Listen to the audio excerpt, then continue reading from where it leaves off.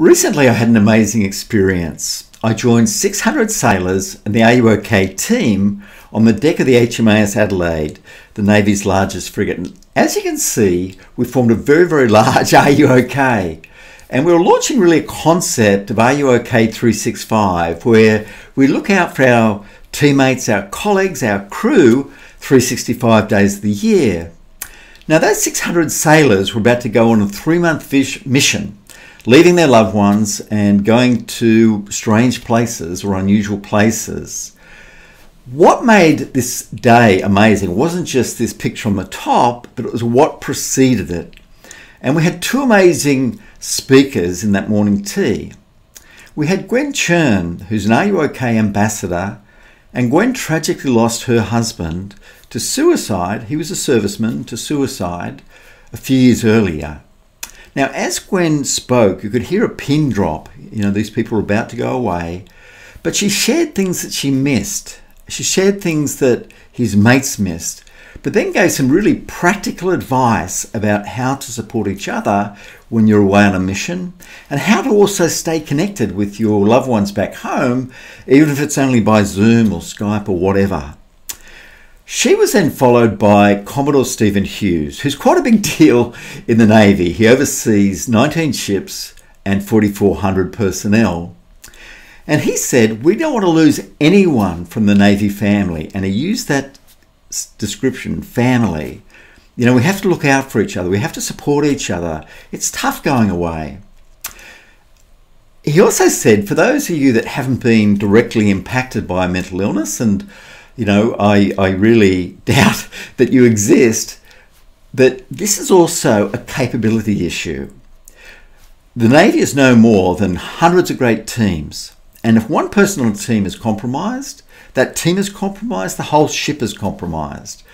And he really just nailed the language and really talked about the humanity, the capability, and the risk reduction. As I was driving home from this event, I really reflected on how far we've come with Are You OK? Back in 2009, I met our founder, Gavin Larkin, and we launched Are You OK? In Canberra House, in Parliament House in Canberra, 10 years previously. We had virtually no money, no employees, but we just had this really blinding mission that a conversation could change a life. We also had really complementary strengths and just really worked well together as a unit. What about you? Have you ever been in a team which just really stood out? It could have been your Year 9 netball team, your footy team. It could have been when you worked at McDonald's, this job, previous job. What was it that made it special? When you think about those people that were part of that team, what's one or two words that you would use to describe why that team was different?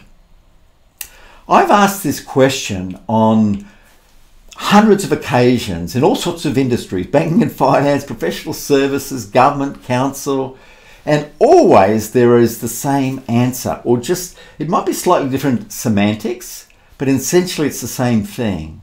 It's things like we had each other's back. We enjoyed ourselves. We had complementary strengths. So we've all had this experience of being in an amazing team. So how do we duplicate that? I ask people when they reflect on this team, did you care about each other? And that is a universal yes. You know, that's as I said, quite often people use for this environment, family as a descriptor. So how do we duplicate it? How do we have a caring culture? Well, as you can see, the word culture actually comes from the Latin word cultus, which means to care. And so culture has to be about building care. And although our aim is resilience and growth, I want to just share with you that the real fundamental foundation of resilience is growth is care. We get care right and team care right, that leads to personal resilience and team resilience, which leads to personal growth and team growth. So to do this, I'd like to just really share with you the care triad. So this is you in the middle, and you see this is made up of self-care, and we can't look after others if we don't look after ourselves. The second circle is crew care. And this is looking after each other, like that team you just described. And the third circle is red zone care. That's looking after people that are stressed or anxious or could be depressed. How do you support them? So if we get self-care and crew care right, we get growth. If we get crew care and red zone care right, we get resilience. And if we get self-care and red zone care right, we reduce risk. Now, for any team in volatile times, reducing risk, increasing resilience, increasing growth should be your first priority. It absolutely should. So how do we do this? I'd like to share 4 questions that a future-ready leader should ask themselves every single day. 1 relates to self-care and 3 relate to crew care. So number 1 is self-care, and it's asking yourself, am I practicing self-care personally? Am I having enough exercise each day? Am I taking breaks? Because if you as a leader do that, it has a magnifying effect with your crew or your team. And this study, as you can see there, when a leader supports well-being or crew care, it flows on. Mood is contagious. And you can see there's massive benefits on this slide of practicing it yourself.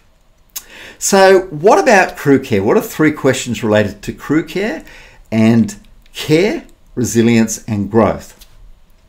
Well, I recently read this book, quite a profound book called The Culture Code. It looked at, some of the top performing organizations in the world, the Navy SEALs, Pixar, Google, IDEO, and they looked at all these things and what was a common element. And in essence, it was this concept of team psychological safety, or really care and support. And they recommended asking these 3 questions. Are we connected? Are we safe? And do we share a future? So let's take them one by one. Are we connected? So this is all about synergy, bouncing off each other. In a high-performing team, everyone talks approximately equal. It doesn't mean it's a democracy, but people contribute and are involved. And what's quite frightening is that Are You OK did a survey last year which showed that 24%, almost 1 in 4, feel that nothing is done to support or care in that organisation. We really have to do that and do that on a regular basis. Third question is, are we safe? And of course this relates to physical safety, but for the vast majority of Australians, the most important thing is psychological safety and building psychological safety in a team. And this means that we can be vulnerable, we can admit when we don't know something. It means we can be ourselves. It means that we can take risks, moderate risks, to better serve our customers and our colleagues. So building this psychological safety is an incredibly important moment. And what Google found was the most significant way to increase psychological safety was every week in weekly meetings, people shared the emotional risk, the psychological risk they'd taken in the last week. And finally, do we share a future? This is about inspiration. It's about purpose. It's about thinking, how can we better serve and add benefits to our clients and our colleagues? This is about continually trying new things, looking at ways to better serve our customers and our clients.